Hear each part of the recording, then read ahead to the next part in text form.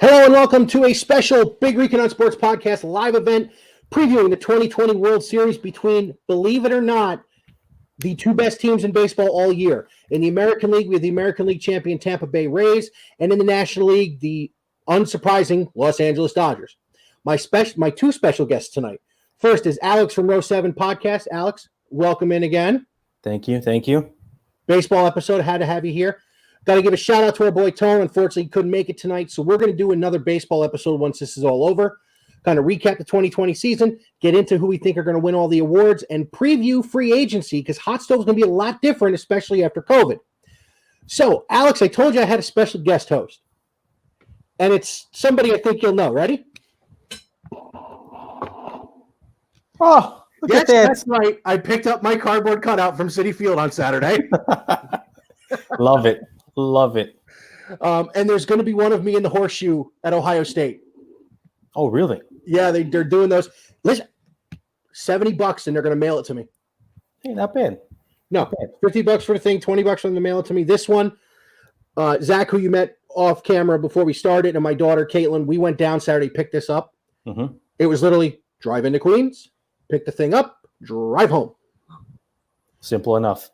Yeah, it really is. As the two cats are fighting off screen. All right, so we're going to get into the 2020 World Series, which, by the way, could we have had a more contrasting LCS on either side? Yeah. In the first LCS, we had Tampa Bay almost pull a Yankee and blow the 3-0 lead in the series. Did you ever think Houston was going to win that series? I got kind of dicey at the end. I was a little nervous for Tampa because I was just like, you're there. You need one game. What are you doing? I think I tweeted at the organization. I was like, are you going to blow this? Because it was. You did, and I liked it, by the way. Because I'm sitting here going, no, you can't take this from me. You can't take this from me. It's the one thing I have on Yankee fans. You cannot take this from me. Mm-hmm. So I don't know if you saw Glasnow's pitching game 1. I did. Glasnow's pitching game 2. Mm-hmm. I like it. I really do. Now we go to the other side. Could the Dodgers have hit more home runs? Hang on a sec. Mm-hmm. Go take care of them, please.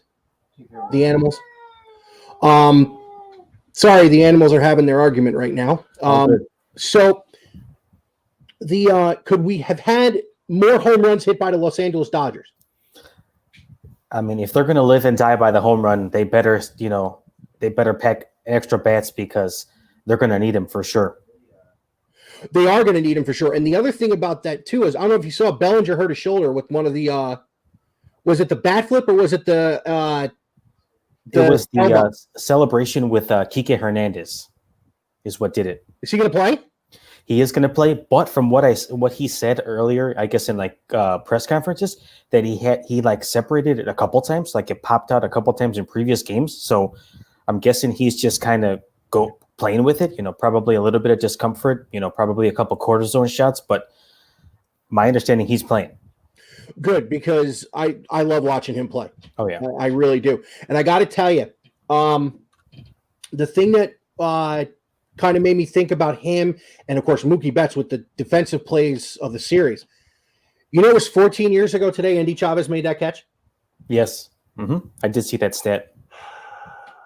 I know, memories, man. Memories. Yadier Molina.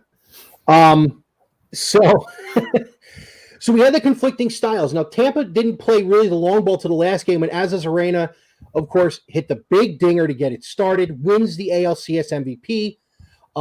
I got to tell you, I was surprised Corey Seeger had so much pop in his bat this series. I'm surprised, but I think he's really kind of coming into his own because he was supposed to be that guy for the Dodgers. So maybe it's taken a couple of years for him to kind of take off, but they need him, and they need him to stay hot. I agree. And how good is that Dodger farm system?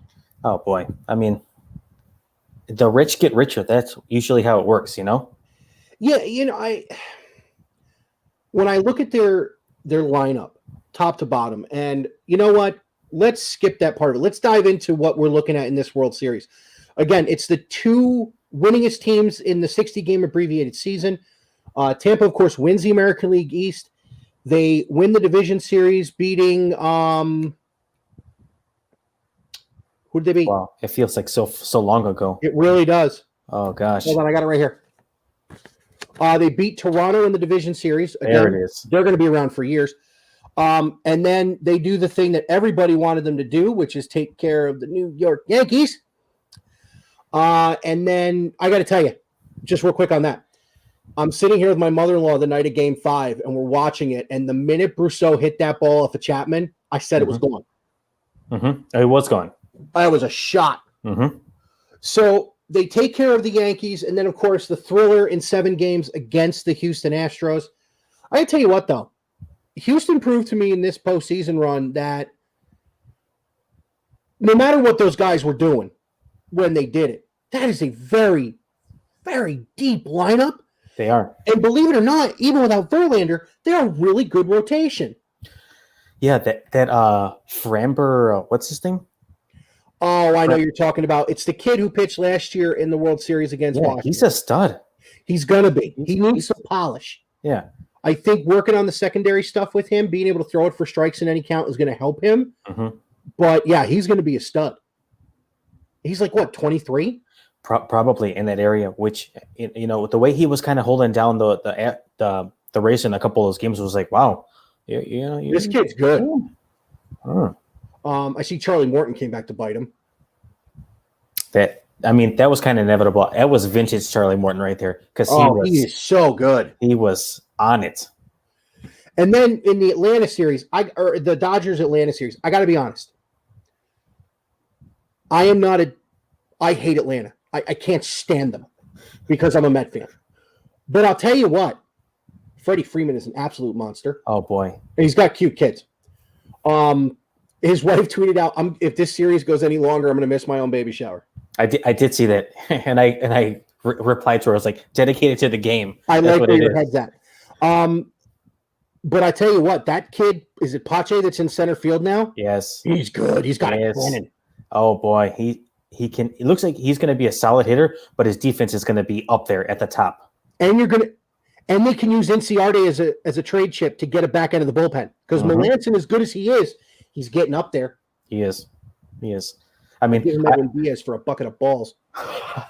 I heard somebody tweeted out something the other day about a comparison between Pache and Andrew Jones. Just like, let's not go that far just yet in terms of defense, but if he can get there, that's some good standing right there. I wouldn't put anybody in Andrew Jones's category except maybe Griffey and Willie Mays and Beltran. Yeah, you're right. I can see the comparisons because when Jones came up, he was more lauded for his arm than he was for his ability to go get it was always there. But people shocked. They were shocked by his arm. The throw he made last night that almost got Muncy. There's not a lot of guys in center field who can make that throw. Right. 100%. So let's dive into the World Series. The series that we both thought our teams would have a real legitimate shot at. Only yours got to the playoffs and mine didn't go anywhere near it. Like I said before we previewed the playoffs, I got a new owner. I'll take it. So let's get into what you and I both believe makes October baseball the greatest, and that is the pitching on both sides. I don't know about you. I have the rotations as even. I think for every Walker Buehler, there's a Tyler Glasnow. For every Clayton Kershaw, there is a Blake Snell. I think the back end of the Tampa rotation is where they're going to have the advantage. Right. But the top end is almost exactly even. If Kershaw's healthy. Right. And Urias is not going to be available probably till game 2. After last night going 3 innings. At least. So what do you think? Where do you got the rotations at? I'm right there with you too. I think they're even as well too. But considering that we know the matchup tomorrow, Glasnow against Kershaw. So here's my take. Okay, if Kershaw is going to show up, I need to see vintage Kershaw. I need him to go 5, 6, 7+ strong and not fall apart like he's done in the past playoffs. If you want the ultimate redemption, this is it. You're game 1. You're the ace. Go get it. That's all I have to say. I agree with you 100%. It seems to me, and I don't know because I didn't watch a lot of the Dodgers this year. As a matter of fact, I fell asleep last night on the couch watching Game 7. By the way, I love Will Smith. Oh, yeah. I never heard of him until the home run the other night off of Will Smith. And I saw him last night. Did you watch it at all last night? Or were you doing it? No, I did. Inside out in that ball to right field to drive in the 2 runs. I was floored because I'm watching that, and Anderson was throwing well. He didn't pitch bad. No, he did not. He had a lot of long counts, which killed him. But for whatever reason, especially this year, long counts are killing pitchers into the 4th inning for some reason. Right. So the long counts killed him. But I don't think anybody else in the ballpark or me even sitting on the couch, I didn't think for a minute he was going to try an inside out and inside fastball. I thought he was going to take strike 1. Exactly. Kudos to him because for him going inside out on that pitch, and it was a tough pitch, I was okay, yeah, well deserved. Score the runs because he deserved it. Exactly. The Dodgers left a lot of runs on the table last night. So did Atlanta. They both did. Yes.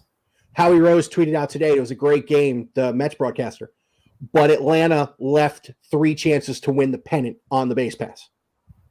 And you and I both know from watching baseball, you cannot give a team an extra chance in October.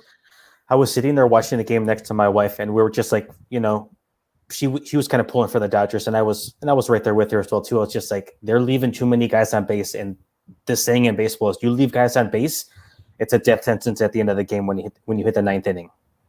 It really is. So no, I hear you. I watched some of the highlights today, and I went, what are they doing? But the play Betts made on Freddie Freeman, I mean, that it changed the entire complexity of the game. It did. It really did. The one he made the other night when he threw, well, if he would have left on time, he would have thrown Ozuna out at the plate. Right. If you were to pick an X factor for the series, and we'll get back into the different levels of each team, if you were to pick an X factor, is Mookie Betts your X factor?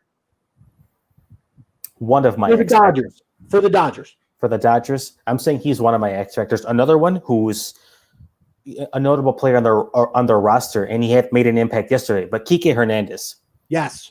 Kiki Hernandez for me is kind of a plug and play kind of guy. You're your utility guy. You can play him anywhere in the outfield, anywhere in the infield, but he can hit and he can clutch hit. And obviously, we see he has some power for him to crank a couple bombs. So for me, he's kind of like that under the radar guy outside of your Muncy, Bellinger, Betts, Seeger kind of guys. He's someone to keep an eye on for sure. Now, who's playing second base for them? For the Dodgers? Who is playing second base for them? That's a good question. I don't know who's their starting second baseman, because I know Kike did not start yesterday. Chris Taylor. Ah, there it is. Okay. But I was looking at the MLB did their by position, and I saw that would take just too long. I think Kike should start. I agree. I absolutely agree.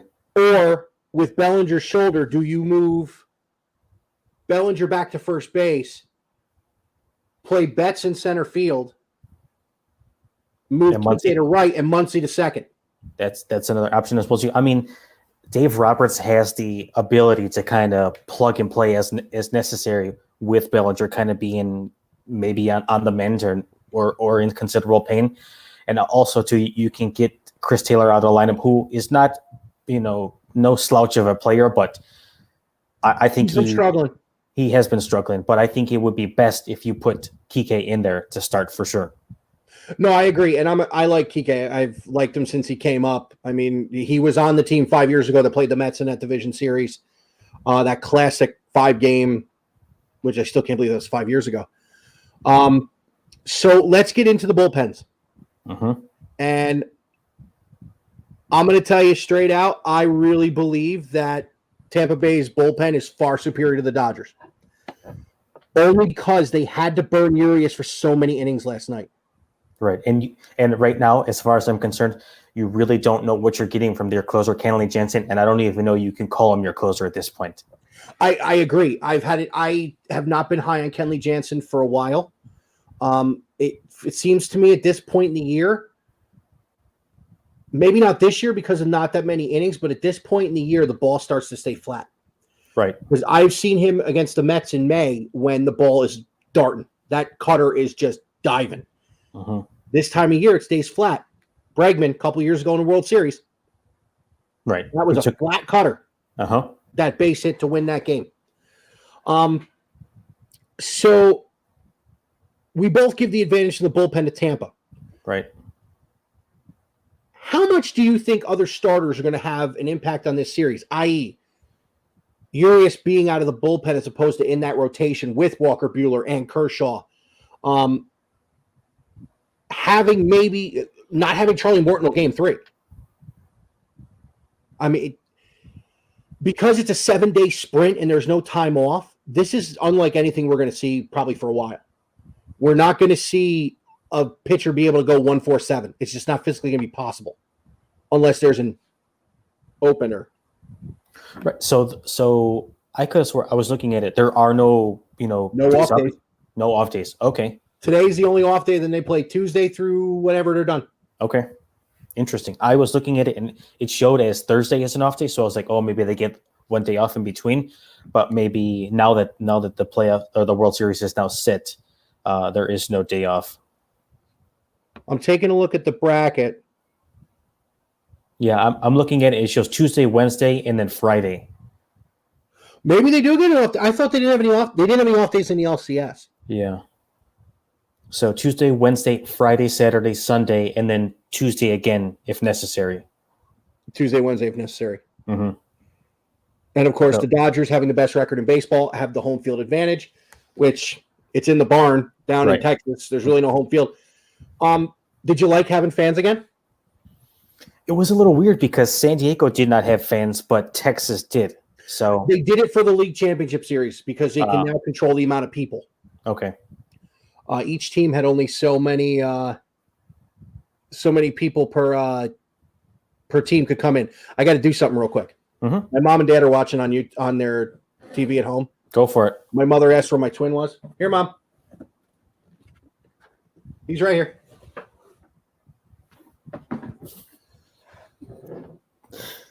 I have lost weight since I took that picture. Anyway, so we give the rotations are even. We give the bullpen to Tampa. Mm-hmm. The Dodger lineup is scary. Mm-hmm. The Dodger lineup is powerful and underrated. They have speed. Yes. Mookie can fly. Muncie's not slow for the size of him. Bellinger can run. Seeger can run. Justin Turner is an absolute truck. He is. He was a truck in New York. I miss him, but he's an absolute truck. They've got some speed. Even the catcher's got decent wheels. Will Smith can run as well too. Yes. So I think that's where the Dodgers are going to win this thing. First of all, if they turn this into a home run derby, the Dodgers are going to win this thing in a runaway. Oh, yeah. But with the wheels, I think the Dodgers can take advantage of a few things. You're throwing Mike Zunino out there as a starting catcher. Mm-hmm. Yeah. Not the best throwing catcher. And again, the catchers on the Tampa they haven't hit well, but they've received well. So in my opinion, do you need that more than you need these guys to be Piazza? You need them to be able to receive a staff to get you to a World Series. So I'm giving the edge to the Dodgers in the lineup. I'm guessing from your reaction, you're the same. 100%. Okay.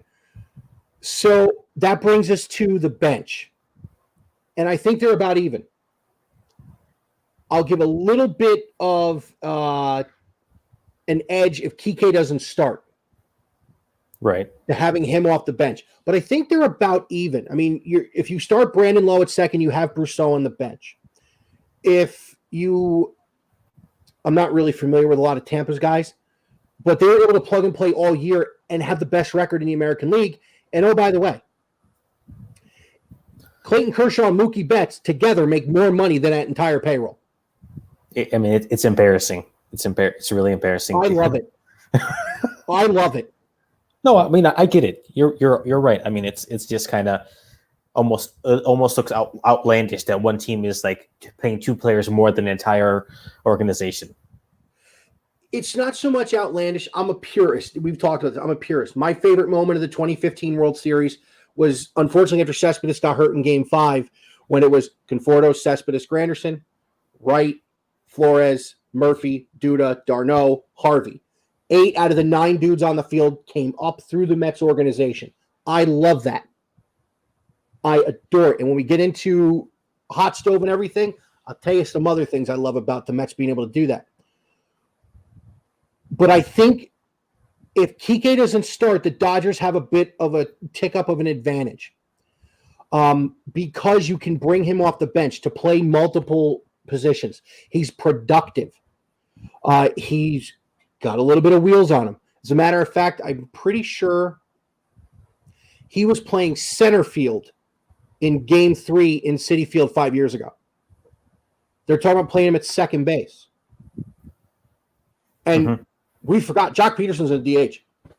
Exactly. And not to mention who he hasn't had a outstanding playoff, but AJ Pollock is your starting left fielder, who's no slouch in my opinion. No, he's not.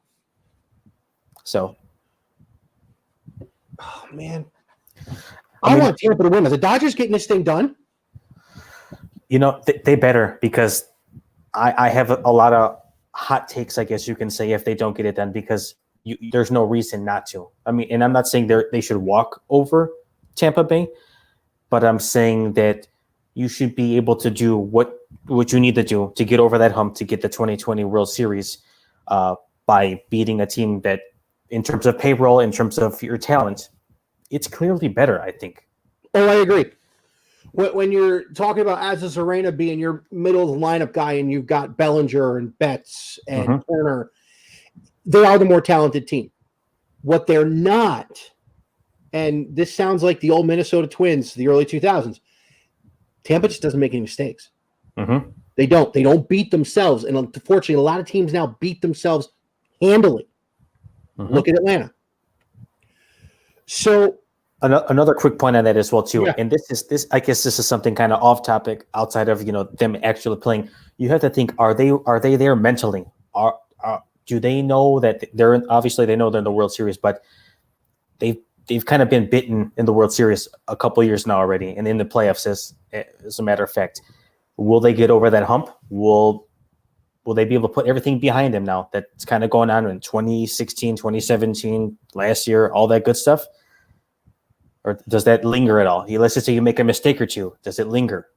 I don't think it lingers for the Dodgers. Okay. And here's why. This is a team that's out to prove that Houston only won because they cheated.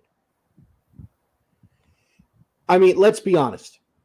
They weren't beating the Red Sox in 18. It just wasn't happening. No, that's true. Their year to win it was 17, and a lot of people, rightfully so, feel like they got screwed. Unfortunately, it kind of is what it is, and I know they wanted Houston. Oh, absolutely they did. Absolutely. The problem the Dodgers are going to have, it's kind of like, this is going to sound very derogatory, and I don't mean it to, but it's just the only thing I can come up with. It's almost like Tampa's too stupid to realize where they are. And they're just going out and playing the game like they were playing with their buddies, and that's how they're doing this. I mean, I just feel like they just don't grasp what they're within 4 wins of doing, and that is a big, big plus for them. Right. When you think about it, they're kids, and they're going to the ball yard to play like a pickup game with their buddies. That's kind of how they operate when they're out there on the field. They're high fiving. Their raw emotion is there when they get a clutch hit. Arozarena cranks another bomb. So you're absolutely right in it. Here's something that people don't remember. Tyler Glasnow and Garrett Cole were in the same rotation, right? Pittsburgh. Tampa traded Chris Archer for Tyler Glasnow. Wow.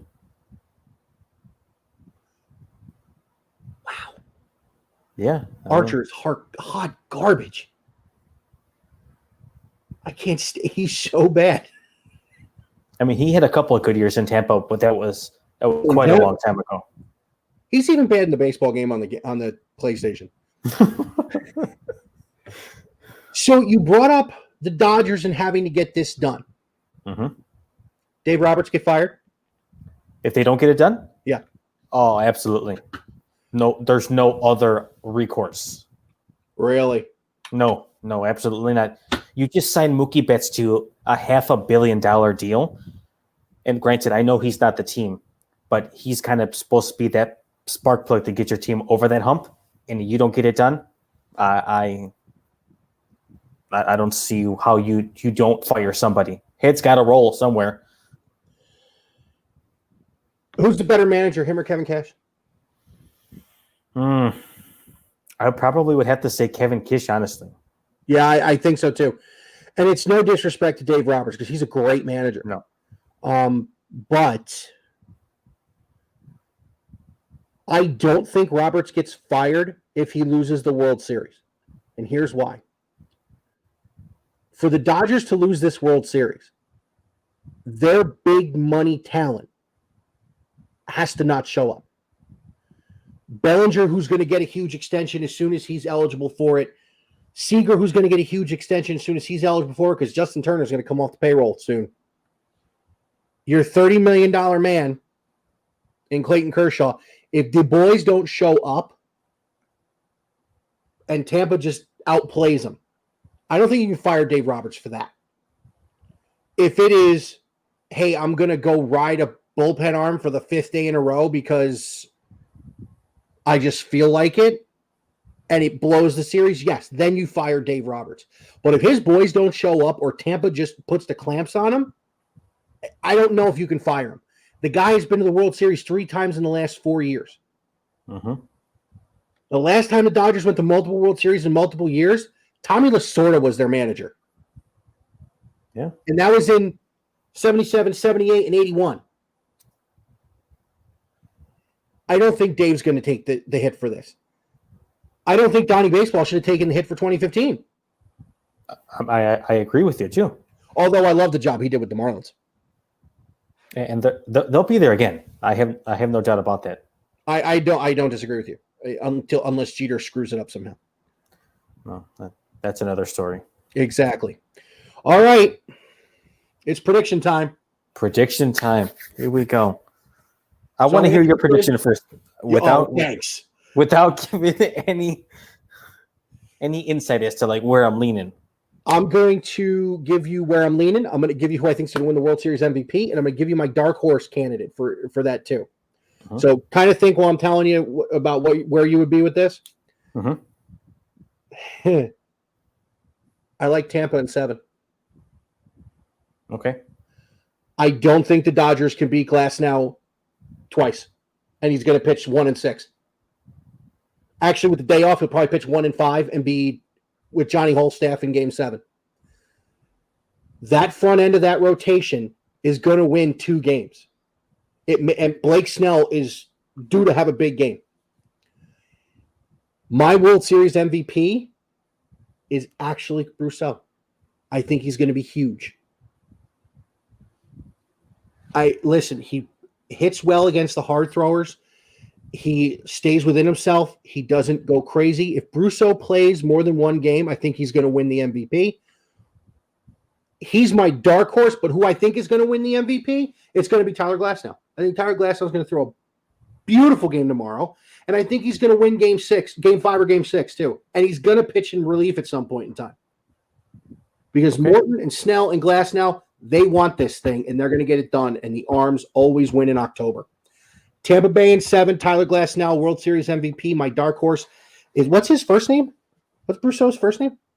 Oh, this is bad. Why do I? It's not bad. It's a guy who doesn't play. It's not Ben. That was an old player. Yeah, hold on. Now he might be watching this right now, and If he is watching this right now, I'm gonna tell you right now, that ball you hit off Chapman brought lots of smiles to my face. Mike. Yeah, Mike. That's why he's going to win it.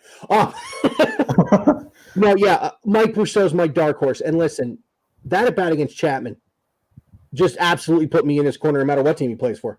That was phenomenal. Yeah, I mean, no. hat tip to you for making that decision, and also to going back. He got a little revenge on Chapman for getting buzzed, I guess, earlier in Threw the right over his season. head. There it is. Yeah. So all the revenge he needed in cranking that shot, and and Chapman knew it right off the bat as well too. It was just like, he's such a stiff. I can't stand Chapman. I was never a fan of him, and especially when he went to play on the north side for the Cubs, he was just not my cup of tea. Was Rajay Davis your personal hero for a few minutes? He was up there with like Ken Griffey for 40 yesterday. Did he? Yeah. Wow. I follow him on Twitter. The cake was on there and everything. Oh man. He hit a bomb off of somebody for the Mets last year in 2019. Really? And he came out, he had to take an Uber from Pennsylvania to get to the ballpark in the third inning, got in his uniform. Callaway goes, "You're going to hit." Dong. Hitters hit. Hitters hit. That's the only way to put it. But going back, prediction time. I was actually thinking about this, talking about it with one of my coworkers. It's only right for me to say Dodgers in 7. I'm going to say 7 because I think that Tampa's going to push them every which way possible. And I think you're absolutely right. With that pitching, the pitching is going to test this Dodger offense. And there's going to be a lot of, call third strikes and swinging strikes. So I'm willing to say Dodgers in 7. My MVP, probably Max Muncy, just because I think he's due. And obviously he's done well in the past series with against them playing the Braves. But I think he's going to have an explosive World Series performance. And my dark horse, I'm going to say Clayton Kershaw. Clayton Kershaw might have an outrageous game and get his Uber redemption, which is what he really needs because him in October are just like oil and water. So I think he needs this. And if he's going to put the Dodgers on his back, I think there's no better way than to go out there. And I'm not saying he's got to go 7, 8, 9, but if you go out there, pitch 5, maybe keep them to 1 hit, you did your job and you let their offense take to the rest. No, I hear you. So let's mark it. Alex has the Dodgers in 7 with Max Muncy as his presumptive World Series MVP and Clayton Kershaw as his dark horse. I have Tampa Bay in 7 with Tyler Glasnow as my MVP and Mike Brousseau as my dark horse. So, Alex, we're going to wrap this up now because I'm getting tired. So tell everybody where we can find you and what's coming up soon on your show. Oh, you can find me all over the place at Row 7 Podcast, Twitter, Instagram. If you want to listen to my podcast, Spotify, Google Podcasts, Apple Podcasts, Deezer, Stitcher, you name it, I'm there. Thank you, Mike, for having me on. It's been a blast. I always enjoy talking baseball with you.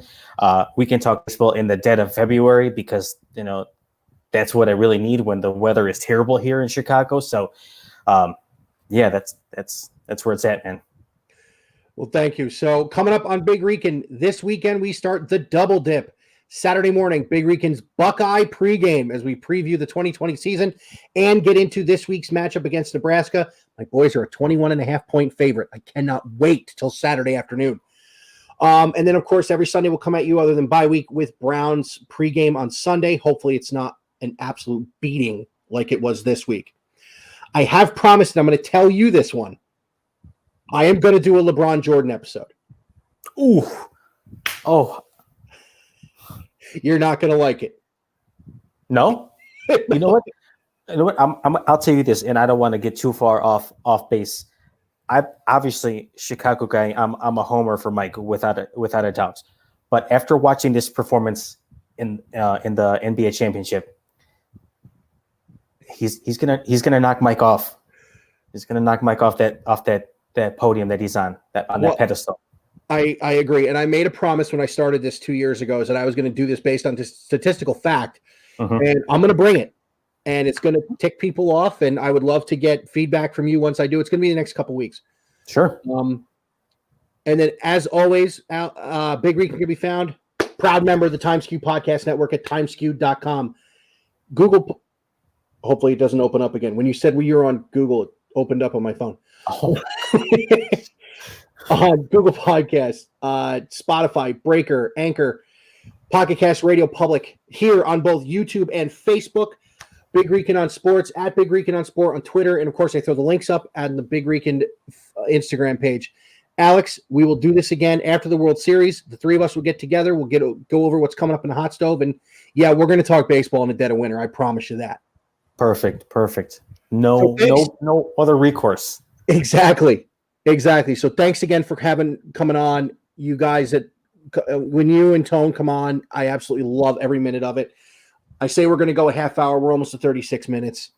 We can't put a timer on this. There's no timer on baseball. There's no timer on the game. We don't put a timer on ourselves because this is a game that has to be played to the end, as is this show. And unfortunately, we're at the end. So everybody, have a great rest of your week. We'll talk to you over the weekend for Buckeye and Browns pregame, and we'll see you soon for the Jordan-LeBron debate. Can't wait. Have a good night, everybody. I love when you're on, dude.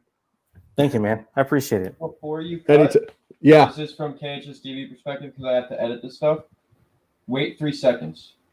I did. You didn't even wait one. Latency